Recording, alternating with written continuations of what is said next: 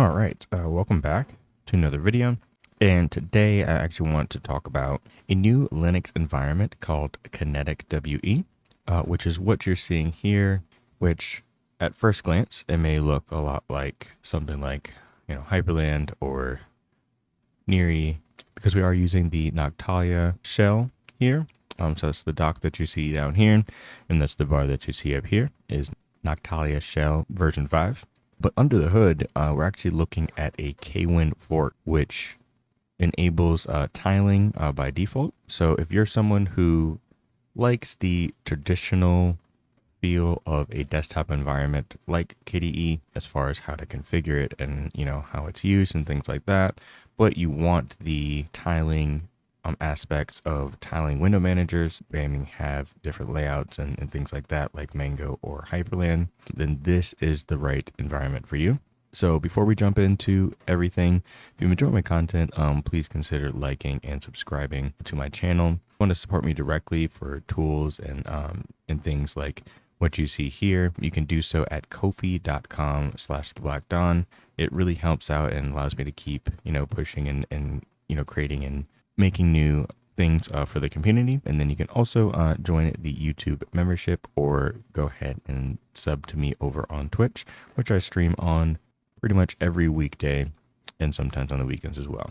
All right, so if you are used to like a KDE desktop experience, then this is going to be very familiar to you. But also if you're used to a tiling window manager, this is also going to be very similar to you. So as you can see, I am spawning terminals here, and I have a tiling layout, which is this one is center tile, but I can actually switch between different layouts.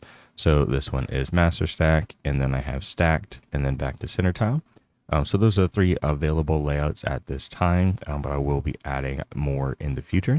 But one of the biggest things in trying to dive into window managers like Neri and Hyperland and Mango and things like that is the learning curve and that like hump of getting over to configuration files and configuring your system and things like that. But with a environment like this, you don't have to. So if you're familiar with KDE and how to use it, nothing is any different.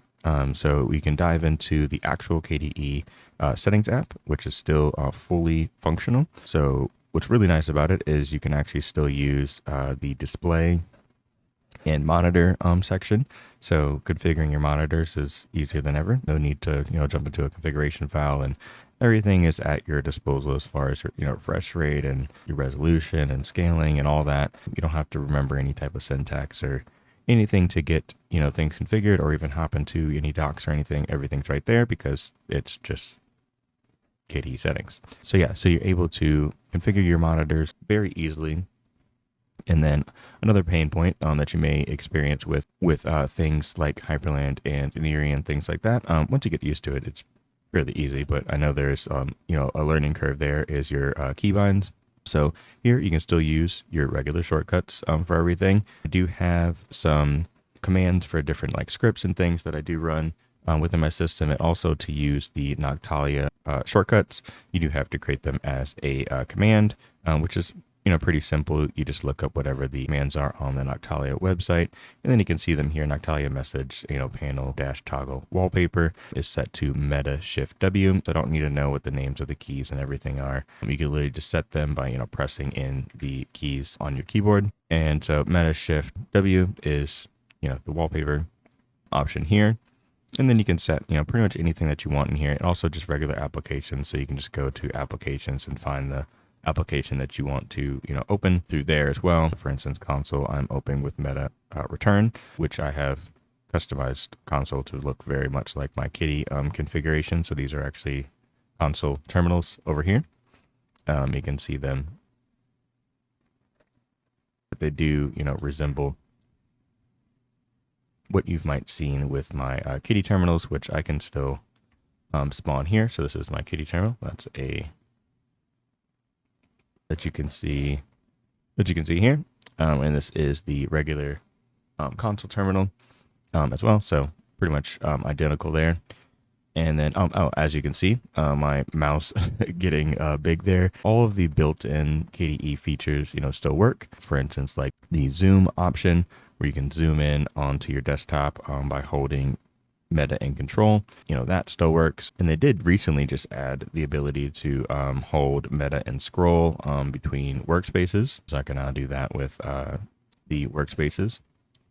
And then if I hold on a window, it'll bring that window with me. So all those features are there as well. And then so the other side of dealing with a window manager is the actual configuration when it comes to your different layouts and configuring the gaps and all those things that come with that. All you have to do is go into window management and then tiling.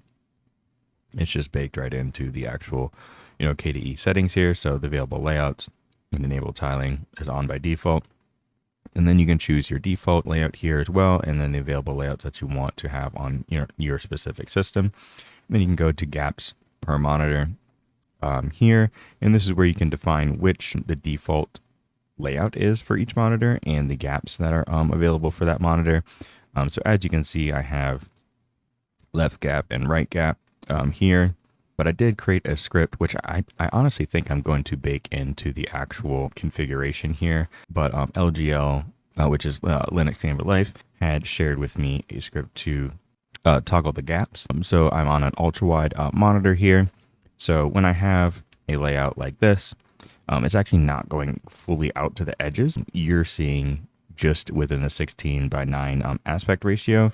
But if I do Alt Space now, we can see that those windows went all the way out to the edge, which is the rest of my monitor. So that way, when I'm not recording or I want to have full real estate of my, ultra wide monitor here, I can just do a keybind and get that, and then do a keybind and get right back to where it was before, which is really nice, which I'm probably going to add into here and just have like a separate toggle gap option that you can set. If you keep them at 0, maybe it's just set to off. And then if you, add a value, then that is what the toggle will actually toggle between.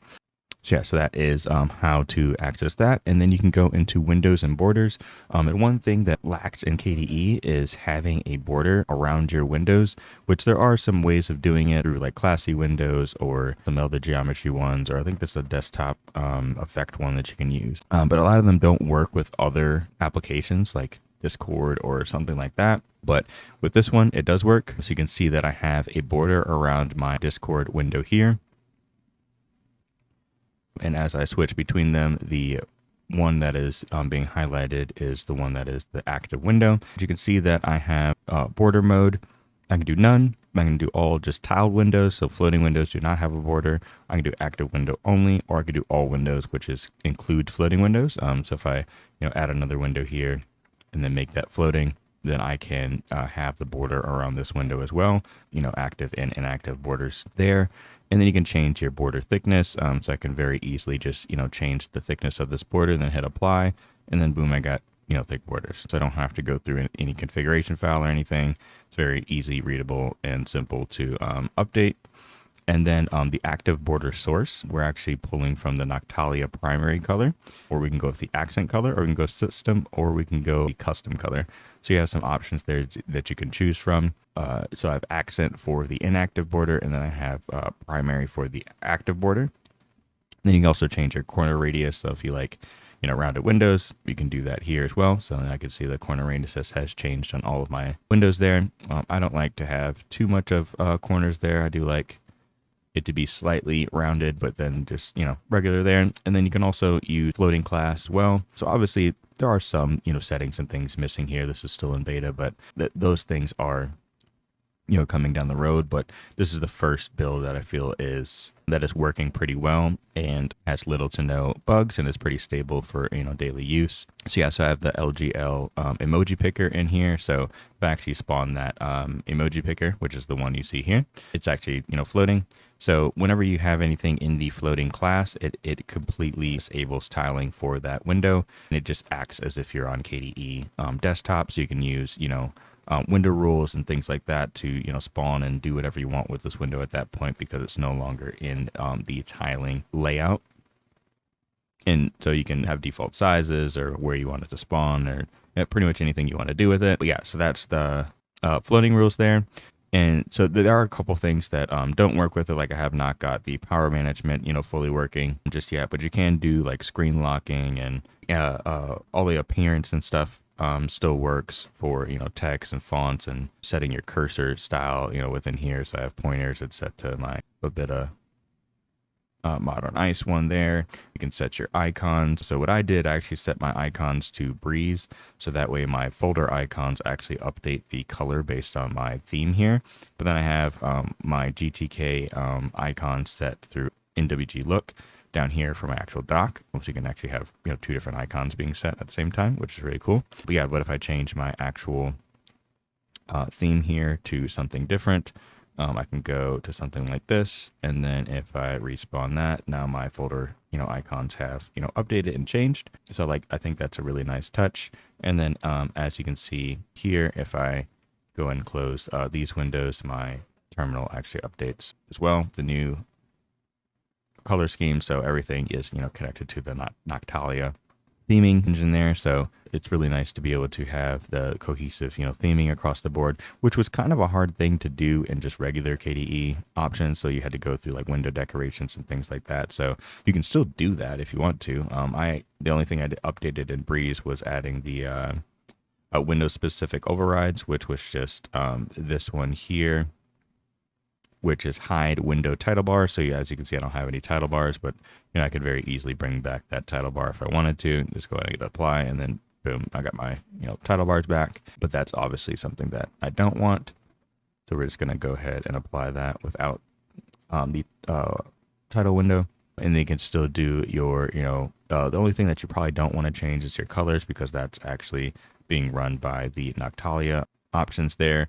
And then you have your style and all those things that you can change and update. In the theming section, wallpaper does not apply because there is no Plasma in this specific desktop. So if I kill Noctalia shell, Plasma is actually not here at all. So I can demonstrate that real quick. So let's do a pkill Noctalia.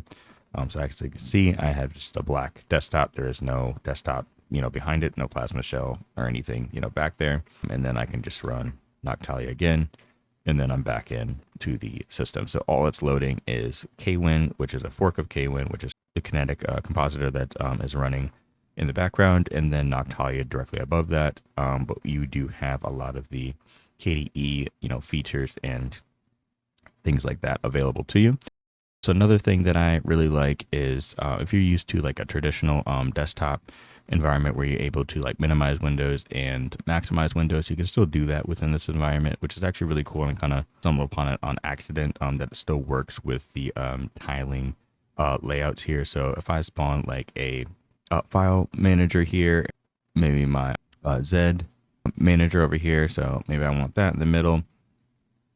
And maybe if I switch layouts and I have it in the master stack here, but I want my Z editor to be, full width, but, obviously this one is still here, but I don't want to get rid of it. I don't want to actually kill it. I still want this open. I can actually minimize that, and that's going to bring this one full screen and tiled. And then if I want to have the dolphin back, I can just add, click on that and bring it back. So it still brings a lot of the desktop environment options, to you, but while still having the tiling aspect of it, fully integrated and working, in tandem with each other, which is really nice. But it does not come with Spectacle, and actually I don't think Console even installs by default. So you're not going to get the whole suite of KDE apps if you don't want to. Those are completely optional and up to you. The easiest way to probably get it installed is to just run or have KDE as your default, whether you're installing that on CachyOS or Fedora or whatever, and then run the install script for Kinetic, and then log out and log back into the Kinetic desktop, which will show up in your greeter. I will say that there is issues with the actual Plasma login option that comes with the most up-to-date versions of KDE now. So using SDDM or LightDM or another greeter is best if you want full options like logout and all those options to work correctly. I would use one of those and not the actual Plasma one, because it's very tied into the Plasma shell and how everything works. And as you can see, we don't have the Plasma shell in this particular environment. So yeah, so if you are one of those people that don't want to leave the comfort of a GUI and configuring things within a actual application.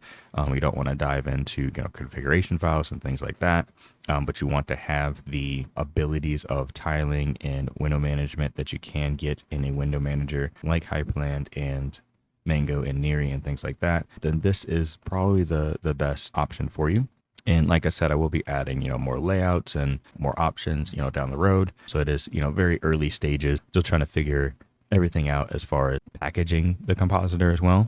So that's why I don't have a full AUR build or a COPR, on Fedora or anything yet. So you'll have to use the install script, which basically installs from Git. And what I will have for my channel members and my subs, you will get all of the updates first. If you join my Discord channel, I will be posting the repo there and the proper install scripts to get the dev updates. So as I update and add new layouts and things like that, you get those immediately. But the main branch will always be more of the stable branch, which will be available to everybody. And I say stable as in it's still in beta, but it's the most stable version, if you will. So still use at your own risk and maybe try on a secondary PC or a or something before trying it on your actual hardware, just to make sure things are, everything works out, with your specific setup and things like that, because I am not responsible for anything that goes wrong with your computer itself. But if something you're interested, definitely, check it out. Let me know in the comments below if this is something that you would, be interested in trying. And if you're already using KDE or if you're already using a window manager and you might want to try something like this, I would love to hear, what you're currently using and if you're interested in trying it in the comments below. But other than that, that's it for today's video. If you've enjoyed my content, please consider liking and subscribing. If you want to support me and creations and stuff like this that I have added and created for the community, you can do so at ko-fi.com/theblackdawn. Other than that, I'll catch you guys in the next one. Peace.